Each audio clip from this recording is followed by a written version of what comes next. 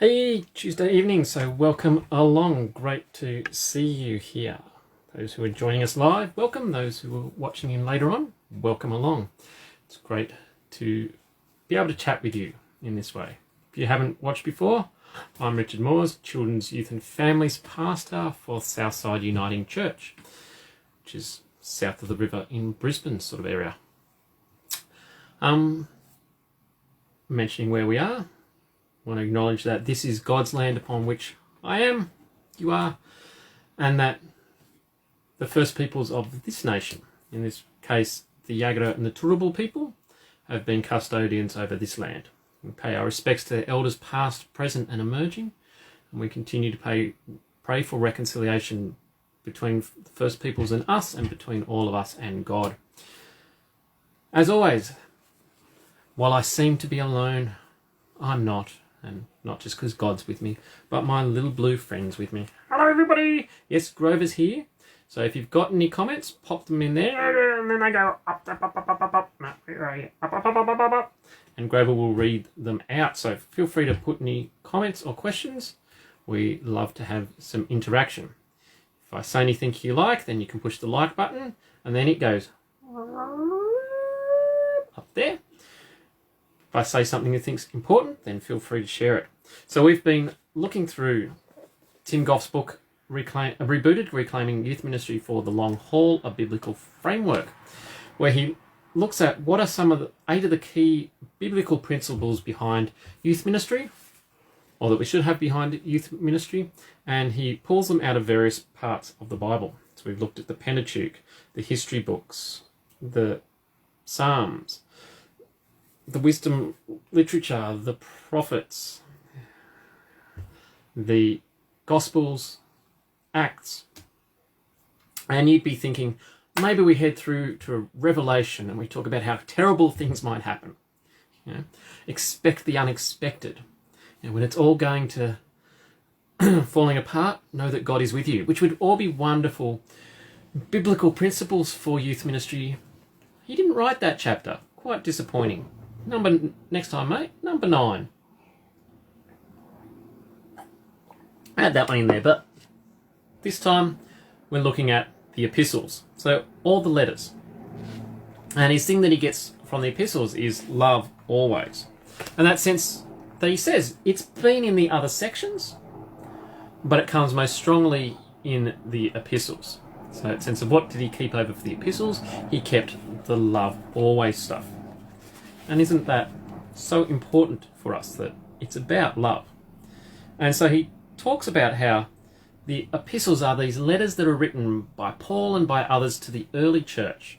So these churches that they care about, and read some of the letters of Paul and you see how he cares about them. You know, last time we talked about the story of Paul and Eutychus, who dies in the middle of his sermon, and he goes down and lies on top of him and brings him back to life.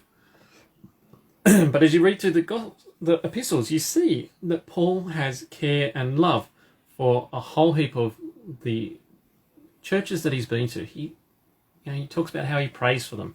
He talks about how they're always on his mind or on his heart. And so there's this love that he has. And of course, it's in the epistles that we find the great statement about the importance of love, which is 1 Corinthians 13. That wonderful passage that used so often in weddings and is really not about weddings. But that's all right. So 1 Corinthians 13 occurs in the middle of this discussion about the use of gifts in the church. And Paul, recognizing that the Corinthians seem to want to have the best gifts, and particularly they want to speak in tongues because that's obvious. Hey, I'm doing this gift. And Paul's trying to encourage them, that it's not just about looking good, but it's actually about love. That if we are not doing things through love, then it's useless. If I speak but have no love, I am like a clanging gong. I think perhaps my RI class believes that. Had our last class today, and it's like, I need to give you some bad news. This is our last class, and I didn't see a lot of tears, but that's all right. For most of them, I think they're there because their parents have ticked the box, and I can get their reaction. It doesn't tear me apart that they weren't, sorrowful that this would be the last time they saw me, because they're year sixes and so they'll be off to high school. I can live. But that sense of all that we do needs to be done through love. And it's so true in whatever we do. That if we're not doing things because of love, it's that thing that I think we kick back at through sort of what we perceive of the traditional methods of evangelism. Whereas about I go and it's all about how do I get you to say the prayer. Whereas we go, no, it's actually about relationship, that this person is not just someone that, I get you the notch on the belt and then I move on to next target. But they're a person and we're to love and care about them. And so that love is core. And so love is to be core in all that we do with young people. We're to love them. We're to care about them as people. Which means we let them be who they are sometimes and back off and just allow their quirkiness, uniqueness, troubleness, all those sorts of things. He talks about that we have love in two directions. So we love God and we love others. Nothing new there. It's not revolutionary stuff, but it's important to remind ourselves that we need these two directions. We're loving God and we're showing the young people we love God, and we're loving others, we're loving them. We show we love them. We show that we love them even when they're trouble. And when we do that, they will connect in and come more often. Young people will naturally push the barriers and they want to see, how far will you go? And if I push the barriers, will you just give up on me? And sadly, too often, that's what they find. Oh, I pushed the barrier. No. You kick me out of the class, or you stop me coming to your group, or I'm no longer a member of the team. We as the church have the opportunity to go, hey, don't like the action, but we still love you. And we want you to be part of us. Even when you're messing around, even when you're not doing what we want you to do, we still want you to be part of us. So that love is important. He then looks at James chapter 1. Yes, here's my Bible. I was going to go, I'll look it up on my phone, and then I realised I'm talking to my phone and that's not going to work. So James chapter 1, and those of you who were tuning in last week might remember, I love James. And next year, I forgot to mention it to you, Rod, and see your thoughts. But next year, my challenge as the chaplain for Boys Brigade is going to be memorise the book of James. But in James 22 to 27, he says, but be doers of the word and not merely hearers, who deceive themselves.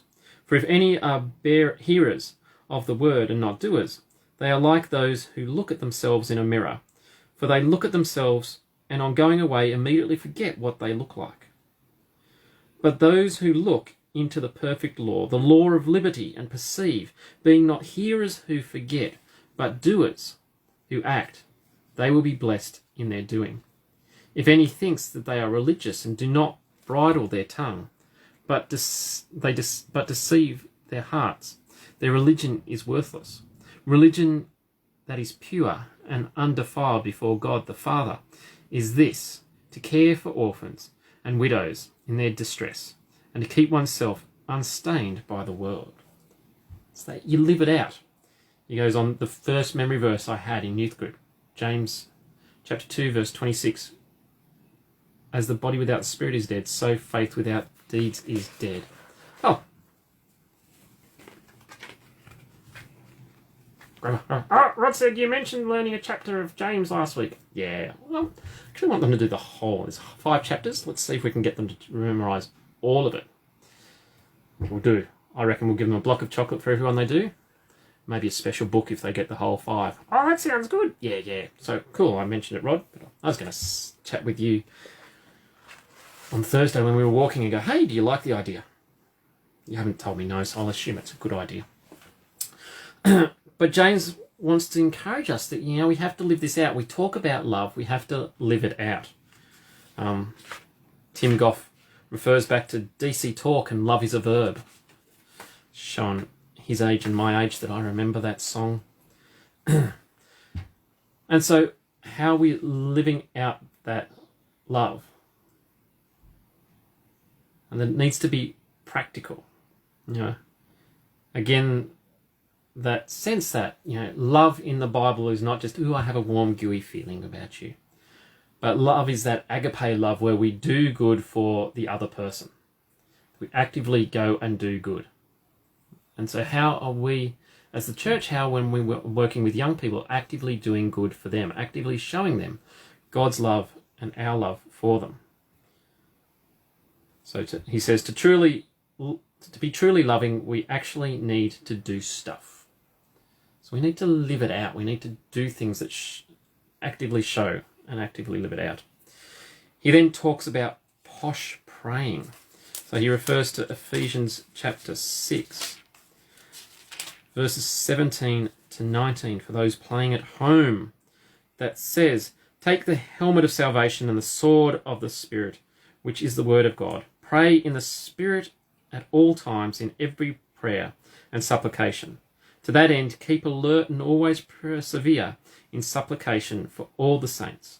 Pray also for me, so that when I speak, a message may be given to me to make known with boldness the mystery of the gospel. Yep. So we're to be praying. We're to be praying for our young people, praying with our young people, helping them to know what prayer is.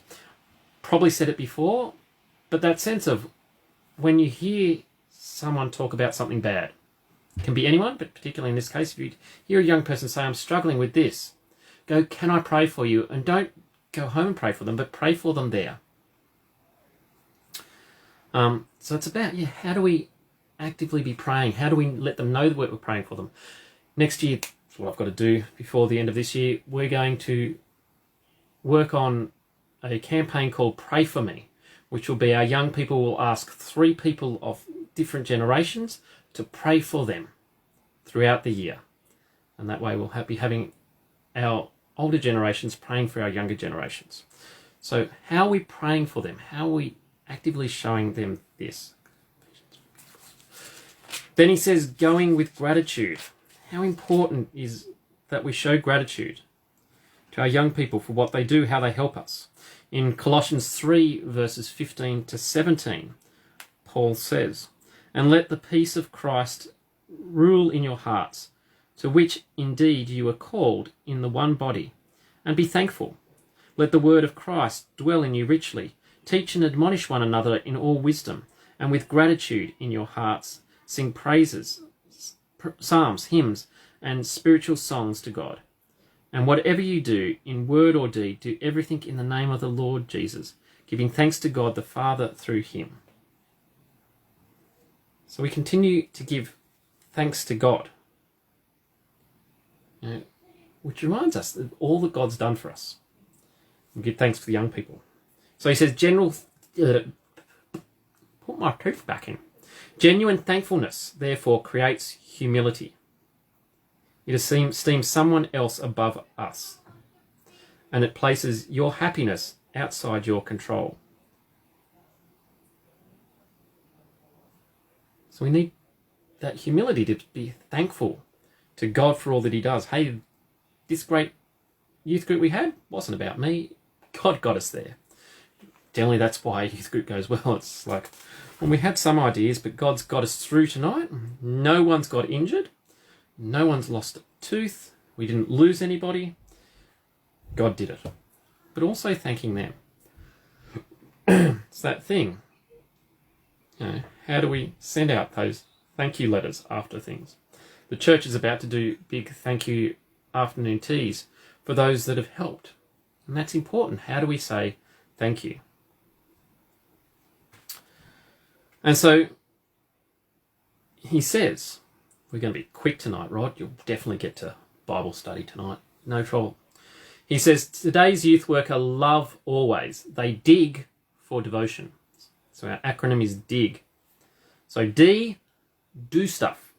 So don't just hear and strategize. We need to get on with it. So sometimes in the church, we spend a whole heap of time talking about things and what could we do and what are our options and what would be best, and oh, that would be good, but we need to get these things in line, and sometimes we just need to get in and do stuff. And I think that's one of the things that youth ministry brings to the church. It brings that sense of, let's just try it. Let's just go and do something. We don't have to have it all planned out. God will go with us and it will come together as we plod along. I think too many times we go, let's hold back and let's get it planned. Sometimes, yes, that's appropriate, but sometimes let's just step out in faith. Let's go for it and see what happens. Some people who are watching this that might have been in a meeting with me on Sunday might be going, that's not what Richard was saying about our ideas.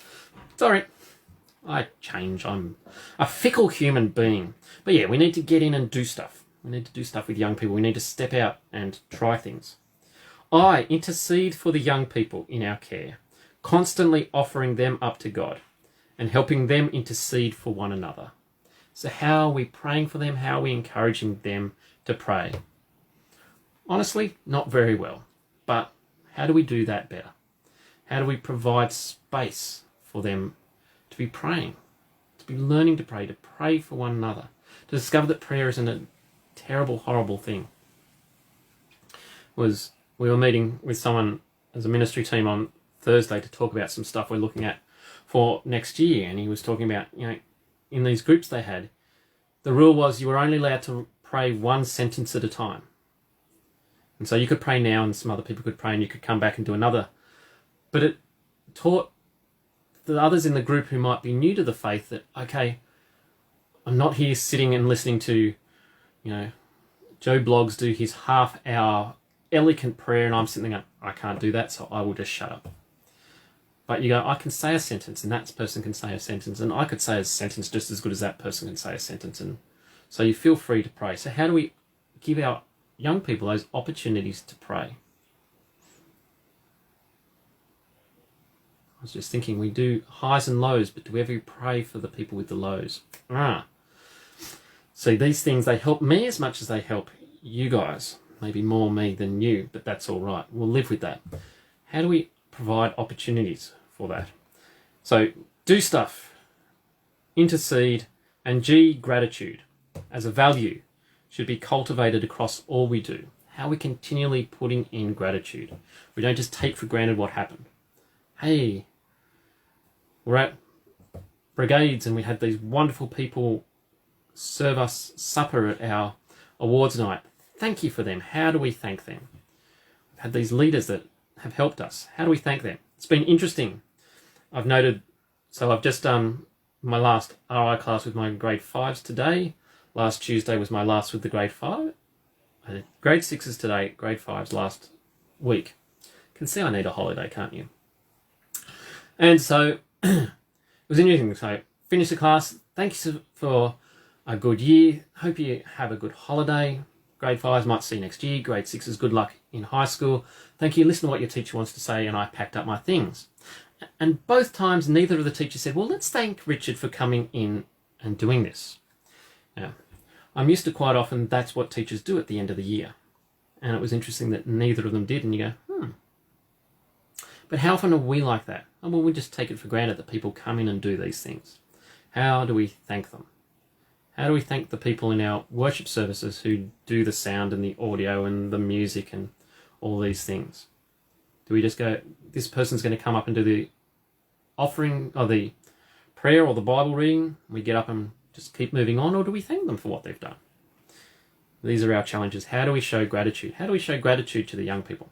How do we show gratitude for them just being part of our group and coming along?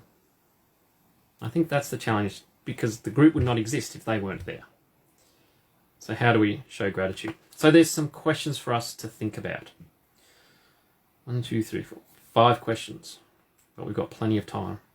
So 1, did you spend time creating your strategy on solid biblical principles before you decided what your projects would look like? So thinking about all of our youth ministry. Have we just jumped into, hey, we want this, we want this, and we want this, or do we think about what's the biblical underlying lying behind this? Why are we doing this? I guess it's a challenge. We definitely Like when I think about the things that we've done this year because of COVID, we've done things deliberately. We've made choices that are deliberate.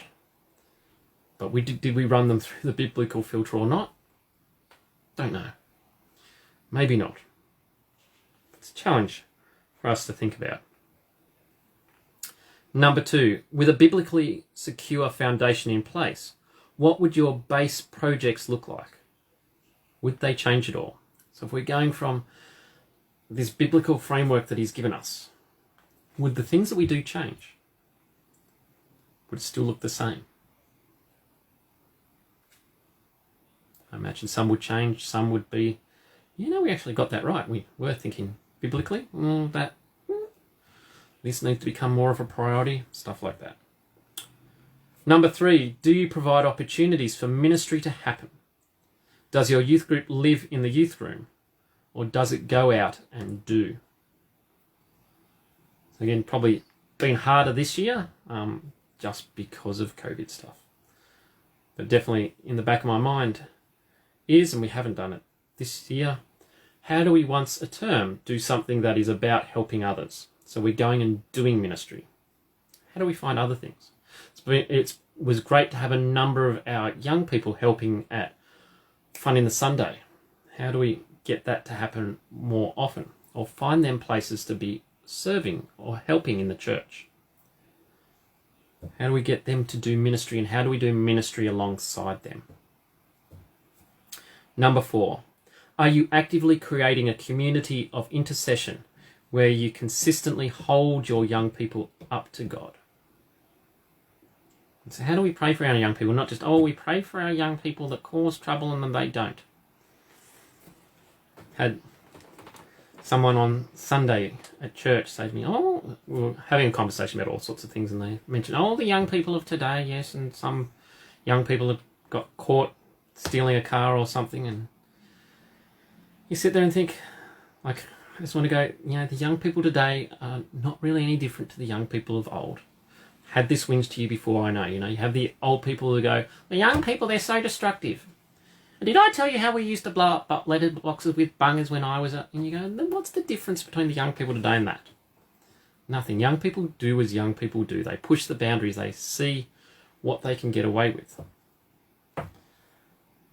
So are we actively praying for them, not just for the bad ones, but for every young people we have? Again, watch out for our opportunities next year. We're going to get serious about this. Number 5, are you encouraging your young people to be thankful constantly for who they are and what they have? So we live in a world where we're so used to people telling us, you need something else. And part of our problem and part of our struggles of young people and all of us is that we are so busy looking at what we don't have and forgetting to go, hey, I've actually got a whole heap of stuff. If you haven't seen it, check out on YouTube Miniature Earth, which goes through all the statistics, or some of the statistics of the world. The one, I've said it before, sure, facing this sort of camera, the one that always blows my mind is about over 52% of the world live on $2 a day or less. That's astounding. It talks about, that if you have a bank account, if you live in a house, if you have clothes, you are in the top 10% of the rich people in the world. So that's all of us. And we sit there and go, I'm poor. We need to encourage our young people to see, you are rich. You are richly blessed as far as the world goes. How are you thankful for that? How do you become humble that, wow, I have so much, instead of feeling self-righteous and, I need so much. I have so much. I am so lucky. I'm so blessed to live in this lucky country. So that's our biblical framework. To remind ourselves, we need to teach everything. We need to be working at how are we surrounding our young people with learning. It's about that faith formation at home. It's that how are we putting things around them? How are we supporting them in their faith? Keep looking out for where we go next year. We'll probably talk about this next week. disciple everyone? How are we building a discipling culture where we're walking alongside young people or younger people in the faith and helping them to walk and to question and to explore their faith? Connect authentically. How do we own up that life is tough? And we talk about those struggles of life. And we talk about wisdom and help them to discover not just knowledge, but wisdom that helps them to live their life. How do we cultivate people? How do we allow them to explore their creativity in worship and in other places of the church? How are we creative so that we connect with them? How do we prioritise participation? How do we get them involved in mission and ministry and get them doing things, not just attending, but also joining in and doing? How do we focus on Jesus? That everything we do links back to who Jesus is and who Jesus calls us to be and what he did. How do we be missional? How do we go with this gospel message that we have? How do we do mission with our young people, not just for them? And how do we love always? How are we showing that love, doing those things, being with our young people? They are the challenges for us. Again, hopefully most of them are not astounding, but it's helpful for us to stop and think about what we're doing. And maybe as things wind down for the year, as I get ready for pray for me, maybe my other challenge for the end of the year is to work through those and goes, how are we nailing those things? And how can we nail them better? So we're going to finish early, Rod. How's that? Thank you for joining us again. So I think next week we'll talk a bit about where we're headed next year, particularly around Sunday mornings and what that will look like, but other children's, youth, families type stuff. So tune in for that if you've got any questions. So we've got another 3 weeks, I think it is, before I'm on holidays. So you're not counting down at all. 3 weeks. Then I have 4 weeks off. But yeah, thanks for joining us. So great to have you linking in for those tuning in now or those who will tune in later. Thank you very much. Remember, like us, share it with your friends if there's been something helpful. Write comments and questions, and we will see you again next week. Don't forget, if you've got young people around, Southside Uniting Time for Kids comes out tomorrow. You can watch that.